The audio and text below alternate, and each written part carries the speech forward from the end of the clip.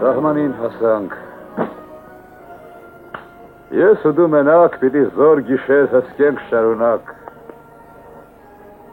Ոչ մարդ, ոչ գազան երկրից թուրանի չպետք է մտնի հողն իմ հայրենի։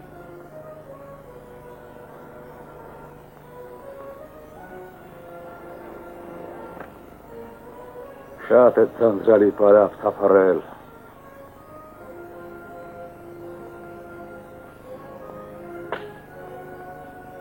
Գոնե ծուլանը հայտնվել այստեղ։ Դև է պարահեղ և մեծախորհուր, ստի իսկության խարդախ մի խարնուր,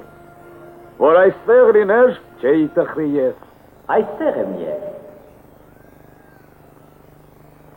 Այստեղ այլուր և ամենուր,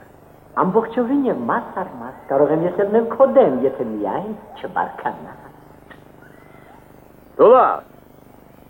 քեզ հետ կխոսեի մեծ հաճույքով, թեև գիտեմ թշնամի է։ Բարեկամ եմ։ Ոչ, թշնամի։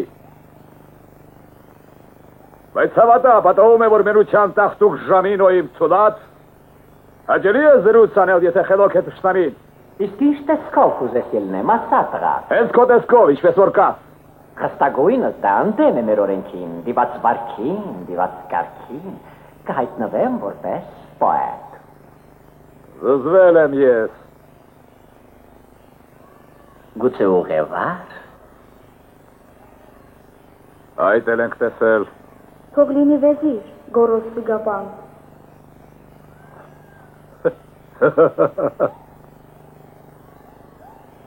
Գուցե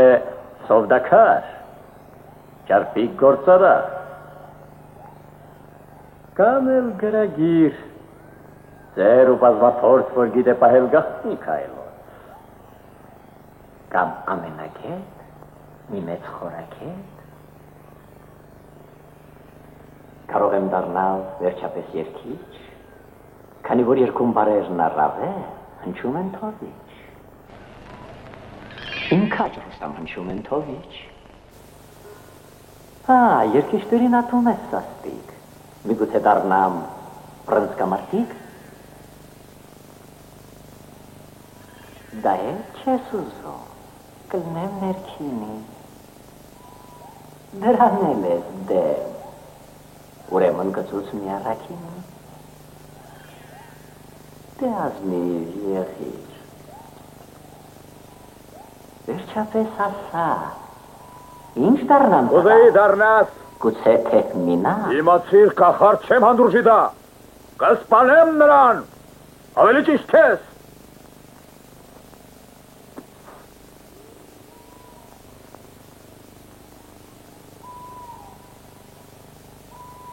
Իդեպ ասացիր,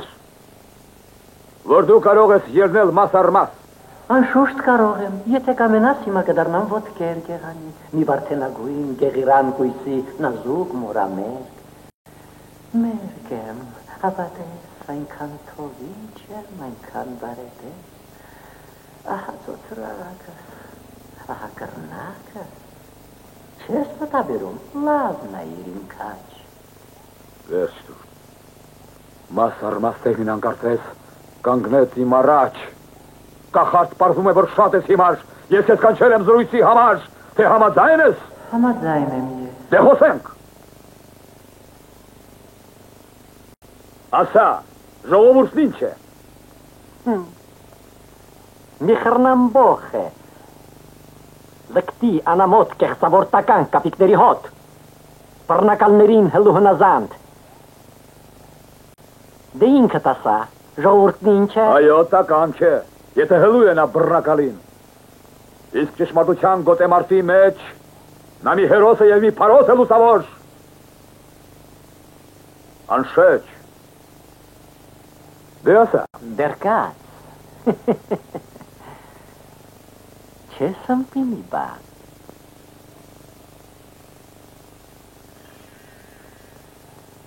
Այսպիսի շերբետ չի խմել արքան, հապավայելի։ Ինքդ վայելի թե դուրը գալի։ Մենակ չի լինի։